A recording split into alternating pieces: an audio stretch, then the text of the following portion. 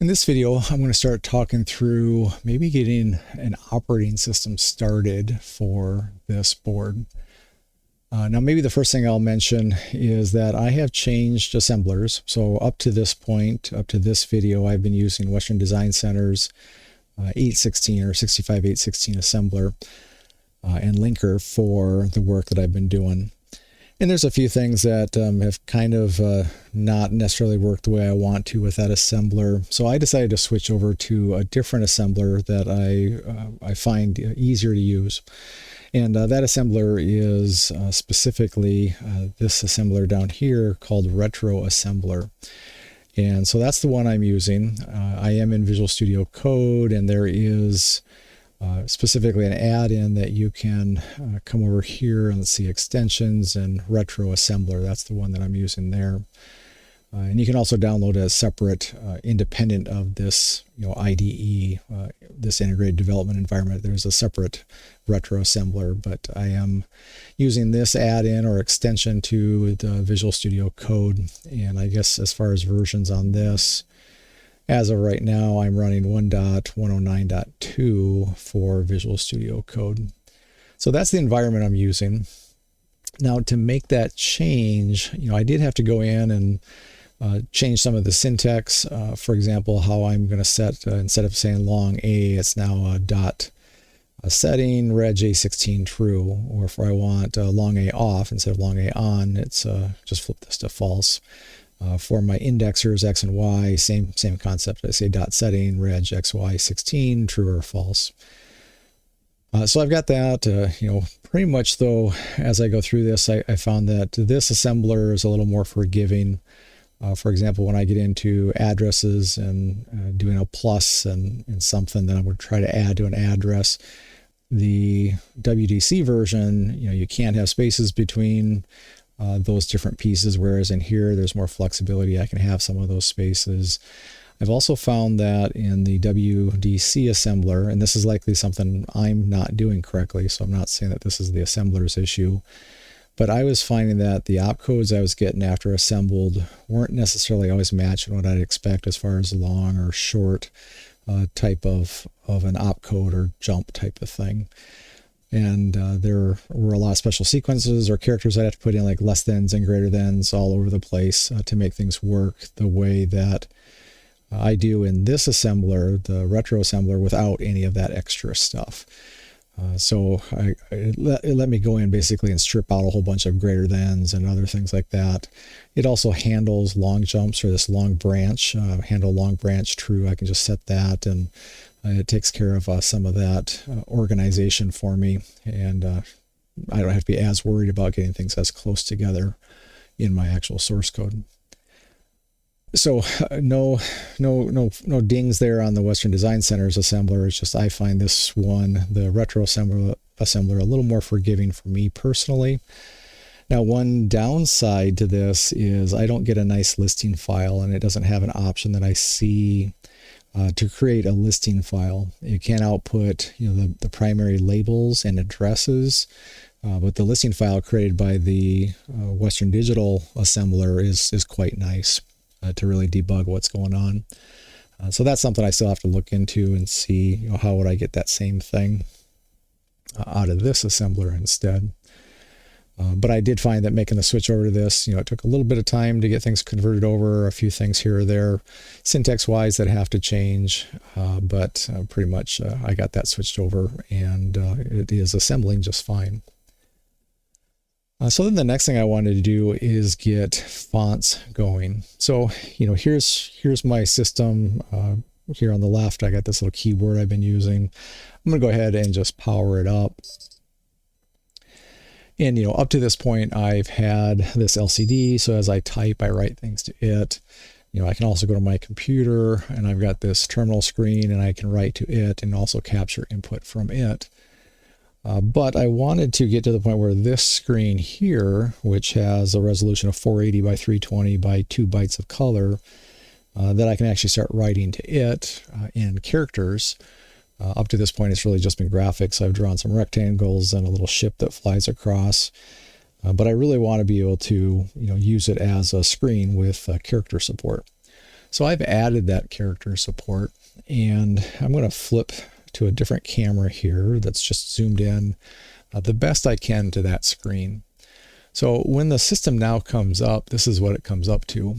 And I do notice, and I'm going to guess this is in the video recording, there is a refresh rate between this and my cameras. I got two cameras, and this refresh rate must be pretty low on this screen. And I think that is an adjustable setting in the initialization, so I might have to play with that.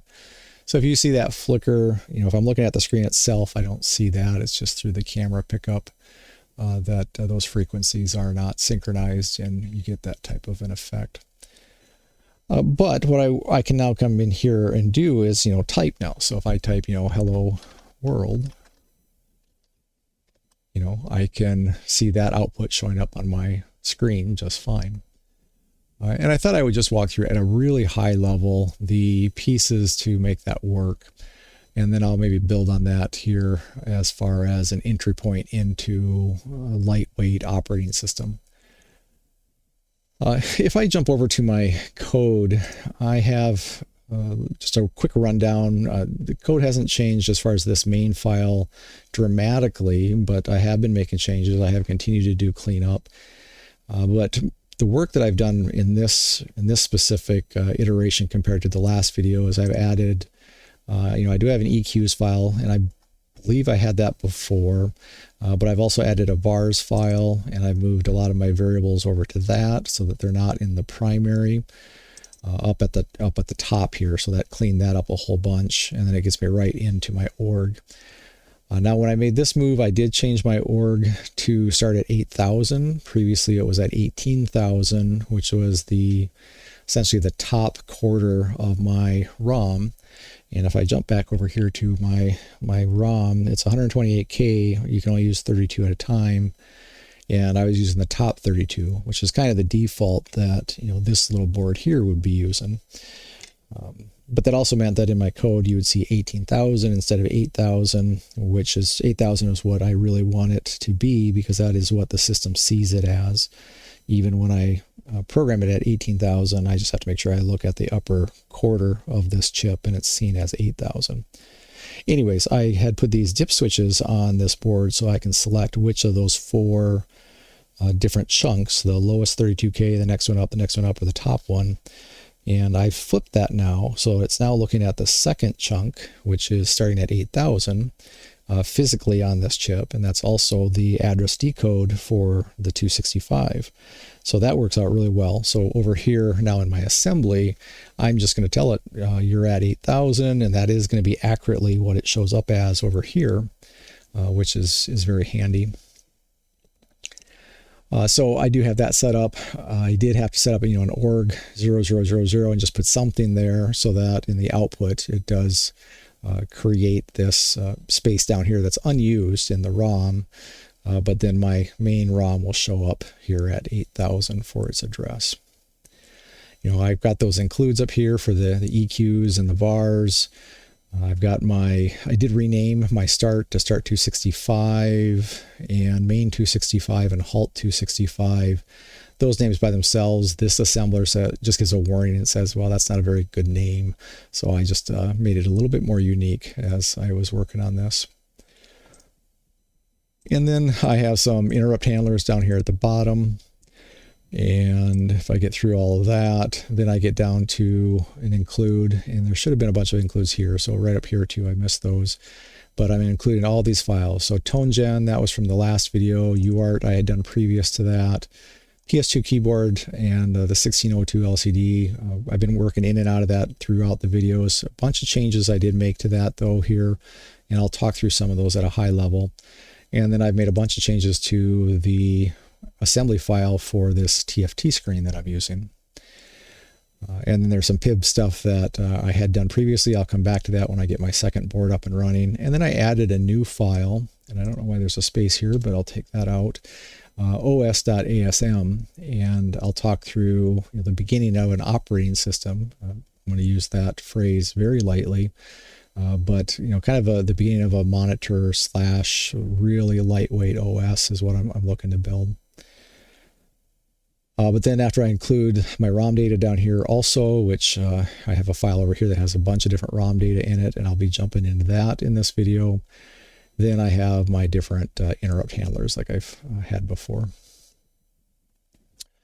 So let me close vars and just get into this primary for a bit and point out some of the things that I've done. I did move my stack up to this address 7FFE, so kept it at that address. I believe that is preferred over FFF, and obviously this is not maybe where I had my stack previously, but now my stack is at 7FFE is where I'm placing the start of my stack. So just be aware of that as I go through this. When my system turns on, I play a startup tone. You're probably not going to hear that in this video because I don't have a mic by that little piezoelectric, but you can go back to the previous video. I initialize via keyboard. I initialize my LCD. I call it twice just so it always works consistently, cold boot or a reset. I initialize my TFT screen, and the interface is an ILI something chip, so that's why these are all prefaced. If you see ILI anywhere, it's this screen right here. This it's a 480 by 320 by 2 bytes again, and I've set that up with a red, green, blue of 565. So there's 5 bits of red, 6 bits of green, and then 5 bits of blue or RGB 565. I initialize my UART. I do initialize stuff for this parallel interface bus or PIB, which I'll come back to in a follow-up video later. I enable interrupts, play another startup tone so that I can get that audible tone to tell me that the startup is all the way up to where I turn on interrupts. And then I'm going to start working with changing colors, font colors, setting position on my screen, and tracking that and giving it a little prompt or kind of a little cursor position where I'm at on the screen. Not really a cursor, but just showing me a prompt like at the beginning of a line, which line I'm at in the system as far as that screen is concerned. And then it gets to my main procedure, and I just simply spin here and keep checking for a keyboard buffer. If there's any new keys, then I go ahead and process those keys. So that's there, and it has not changed significantly. I called out the things that I think I've changed since the last video. But what I'm going to do is jump over to this file here, this ILI 9486. Again, that's the chipset used to drive that LCD. And I will go to the camera view that is zoomed into that so you can see that a little bit better. And I'm going to just hit reset on my board. And I hear a quick little startup beep, and then the screen itself resets, and then I hear my other beeps showing that it finished. I got to my interrupts enabled, and this is what I write out to that screen to start. And so I just list that this is running at 10 megahertz, etc. This is my primary MCU versus another board I'll have that'll be my secondary or AV MCU. And then I put that prompt there. And then again, I can just start typing, and that shows up. If I press enter, it says, oh, invalid command. If I just press enter without anything, it just goes to the next line. And I can do things like type help. And then it says, well, you can do a directory, you can clear the screen, you can do a version, or you can do a help. That's as far as I've gotten so far. But to do all of that, I need to support characters. And so what I've done in this file, and I will get this full project posted as I post this video. So if you want to go through any of this, you can. Tons and tons of cleanup needed. I know that, but this is so far working, and that's step one for me is make it work, and then step two, come back and see if I can make it more efficient.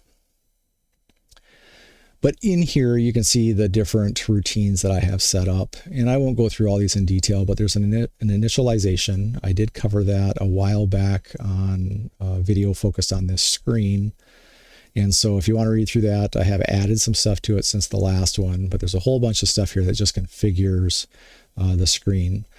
For example, one of the items in here is this frame rate, and that maybe is something I need to play with and see if I can make that look better on camera. But then I've also added, I have a clear screen routine. but then I have now put in things like I want to go ahead and put a string out there. So I can, in my ROM, maybe I store some things like this string right here, invalid command, or no files found, or version information, or other things that I want to write out. Well, I can put these out here, and then I now have a routine that is a put string, where I can just point to one of those strings, the low and high byte of its address, and then basically say, write that out to the screen. And that's what this routine does. I can control the color of the font. I can control the color of fill, however I decide to use the screen. I have things like print char. I'll come back to that. There's a new line that in new line I simply am modifying some variables about position. So I keep track, a couple of variables that track the position where my current drawing or cursor, invisible cursor, is at. And then there's other things to support the actual writing to the screen. And again, I have a previous video on that if you want to go through that, or you can just look through this code if you'd like to do that. I've got to draw a pixel. I did do some cleanup on that. So inside of this, I did clean it up. I had a bug in there, and I did find the source of that and clean that up. It had to do with just a couple extra writes that I did not need. I've got a clear screen that basically just says, start at a certain position, 0, 0, go to 479, 319. That's my 480 by 320 resolution. And then I basically just write a whole bunch of zeros or blacks out to that. Previous thing that I've done, test patterns, rectangles, the little animated ship that flies across, etc. But if I go into this print char, this is completely new in this video and this version of code that I'm posting. This has, again, I'm sure plenty of optimization that can go with it. But the way that this is going to work is that I fill the desired character that I want to print into the A register, and then I call this. And so when I do a jump to this subroutine and my A is filled in with an ASCII value, this is going to print that ASCII value to this screen at whatever position my current tracker is saying that it's at. And that has to do with remembering that position and then remembering an offset. And what I do basically is I go out to my ROM, this ROM data, and I have character map data. So this is my ASCII values from hex 20 to 7F. And I've set it up so that I can support an 8x8 font. So this is a space, so all the bits are off is what you're seeing. But then I have an exclamation point, and if you kind of look and squint, you can see here's the exclamation point made up of ones. Now right now this is only using 5x7, so really this is a 5x7 font, but I can create additional character maps, and I can do up to an 8x8 in the exact same structure that I have set up like this today.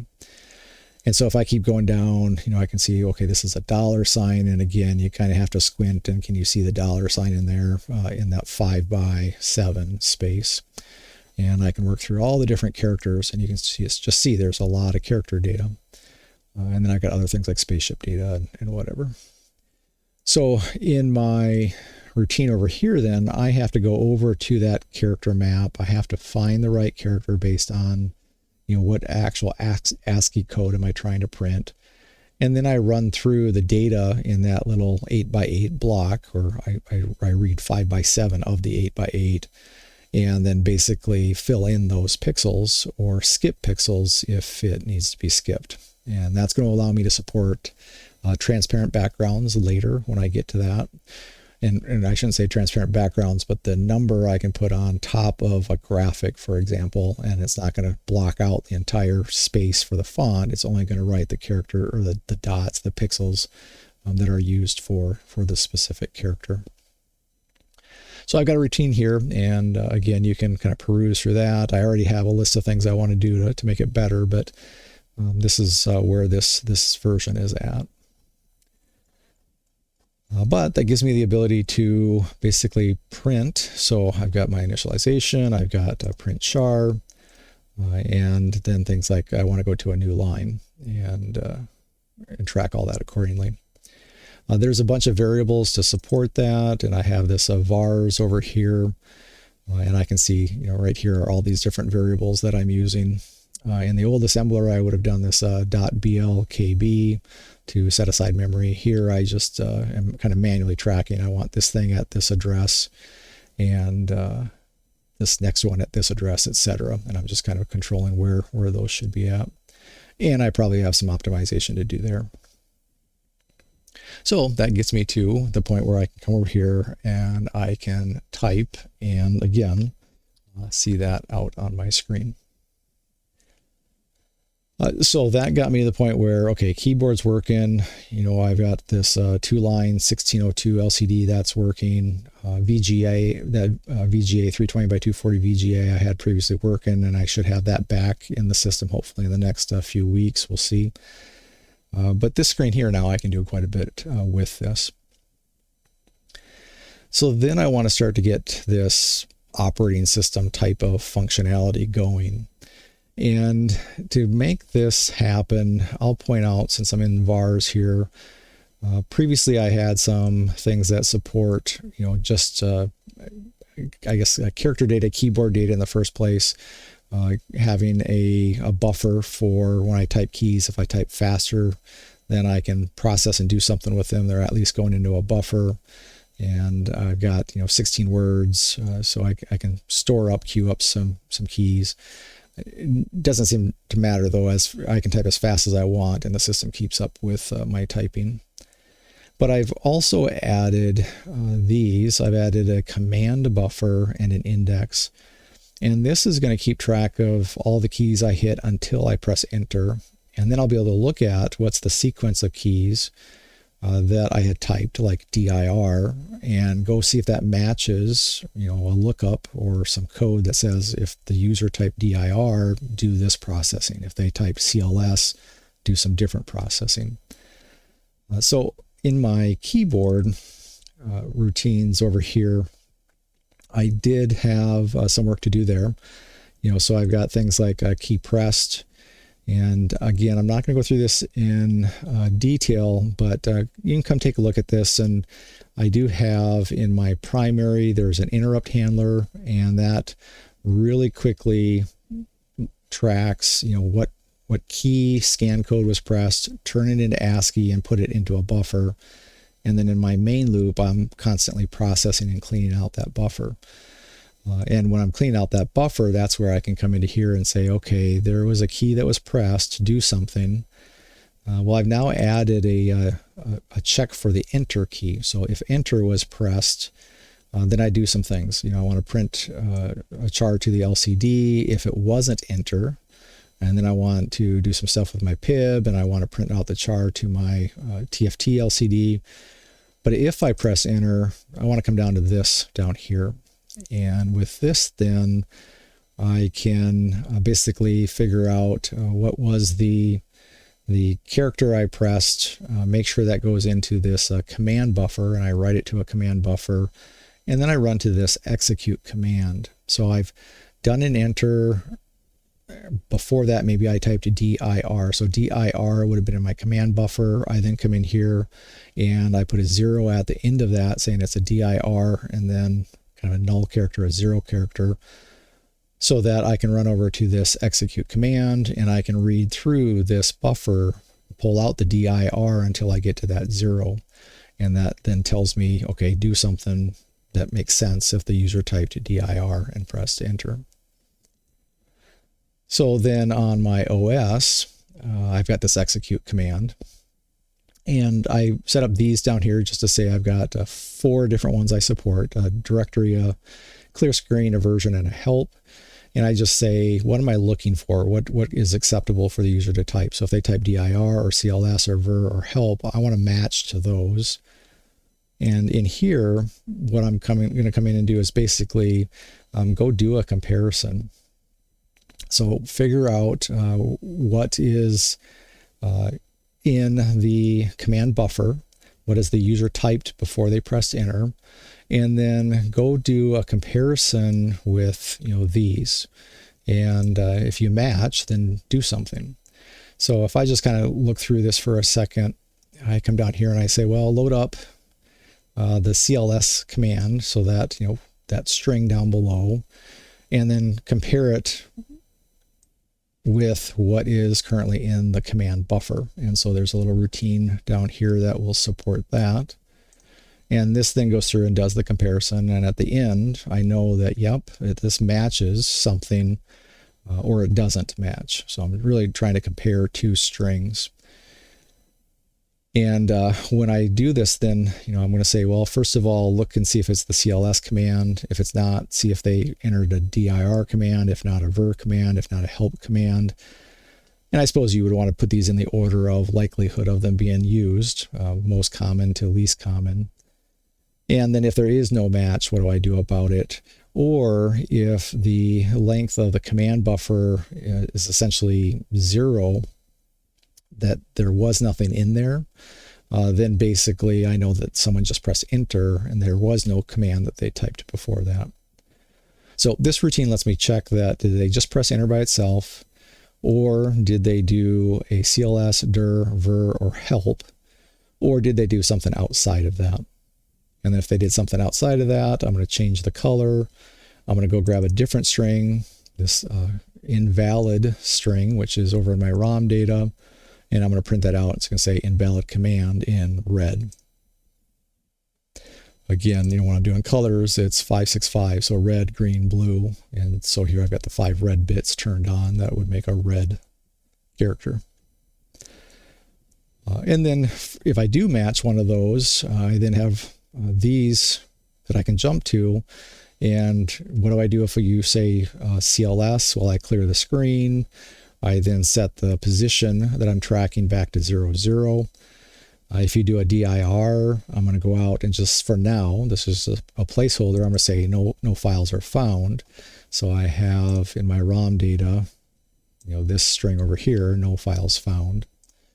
If I do a ver, I'm going to go grab a string called strcmd-ver, which is just this right here. It'll say R265 Nibbler version 0.01. And if you do a help, then I'm going to go grab a help string, and the help string is going to just say available commands, whatever. And for any of those, I can choose different colors. Again, I can probably build some of this into a little bit more reusable blocks and not have a lot of this type of stuff repeated, because I see a lot of commonality between some of these. But in time, these are actually going to do something more helpful, like a directory is actually going to go out maybe to my SD card and read what files are available on it, if that's what I choose to try to do. So if I go back, I'm going to flip back to this LCD. I'm going to go ahead and hit reset, and I'll just go through this on the screen again so you can kind of see some of that. So it comes up. First thing I do is I put in that header. If I want, I can just press enter and it goes down some lines. I can type help. If I do a directory or a dir, it just says no files found. I don't support any file system yet, so definitely no files found. From there, again, I can do a ver and it tells me the version information. I already did the help. If I do a CLS, it's going to clear this screen and give me my prompt up at the top again. So then I can, again, go through and do whatever I need to do here. And if I do something like, fdisk, that's not going to exist. It's just going to say invalid command. So I know this is definitely not an operating system yet, but it's starting to get, the framework in place. So I can process incoming characters. I can try to group them by the enter. At some point, I'll accept parameters, so then I'll have to parse out spaces and figure out what's the command versus what are the parameters, and then have code that does something based on all of that.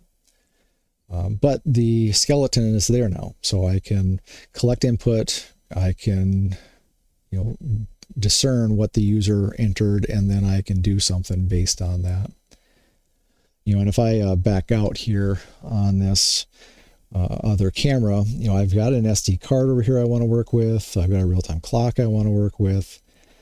I can continue to work with these two screens. I'll have another board connected and I'll be able to do audio and video stuff through it. I've got this audio over here. There's just basic file system types of things I need to do. So there are probably another 1,000 major blocks of work that need to happen, before I would say that this even has a basic level of operating system support. But it's step one. So step one, collect input, have output for the user, and do some type of processing in between. I think one of the things I do want to do sometime soon is when I come in here, it would be nice to have commands to read memory and to maybe update memory from here. And that'd be very similar to what the Mensch monitor is doing on the 65265, where you can interrogate memory, you can dump it out, you can modify memory, you can jump to something. And I should be able to support all that stuff pretty easily, I think. I don't think that's going to be a big deal, because I can give a command, I can prompt the user for what address, I can prompt the user for what new data. I already have routines to print out hexadecimal, both single byte hex and also double byte hex. Both to this, well, what I've been using it so far with is with my serial output through the UART. But those same routines I'll be able to use and have used on the 2-line LCD, and then I'll also get those so that they work on this TFT LCD here. So I think that's it for now. So just as a quick recap, I changed my assembler. I've added character support to be able to print out to this TFT. So I can now draw graphics, basic graphics, very basic primitives. I have more primitives I want to add support for, but most importantly, I can now do text output. I can clear the screen as I need to. I can move around the screen, new lines, and move over. And if it hits the end of, for example, if I get all the way to the end, I'll just have to do a whole bunch of typing here. I do have it set up to automatically roll to the next line, so that logic is built in. So I'm just going to keep on typing, and there's one more, and then if I hit the next key, you'll see it rolls over automatically to the next line. Or I can press enter and move my way down. I have not put in any code when I hit the bottom of the screen yet, so that would be a problem if I go past the bottom. I don't know what it would do, if it'll roll to the top. I guess we could find out real quick. So if I come down here and yeah, so I'm off the screen, and oh, it did eventually wrap around, but that's not very pretty going on top of that. So I need to set it so that when I get to the bottom, either see if this screen has any type of scrolling support, which I doubt it does, or I'll have to clear the screen once I hit the bottom, or try to manually scroll it myself, but I don't think I'll try to support that. I'll just clear it and take the cursor up to the top, but we'll see. That's all stuff I can work with. But I think this is progress. So again, I've changed assemblers, added font support, and now I'm starting to get the basic OS hooks up and running so that I can do something maybe more fun with that as I move forward.